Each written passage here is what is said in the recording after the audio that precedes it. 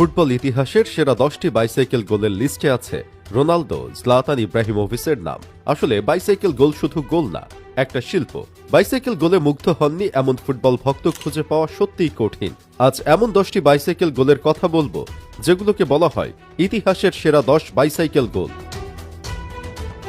ফুটবলের মাঠে কিছু মুহূর্ত থাকে যেগুলো শুধুই গোল নয়, যেগুলো ইতিহাস। এমনই এক রাত ছিল জুভেন্টাসের মাঠে।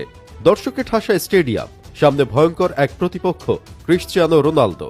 সবাই জানতো সে কতটা বিধ্বংসী, কিন্তু কেউ ভাবেনি সে আকাশে উঠে এমন কিছু করবে।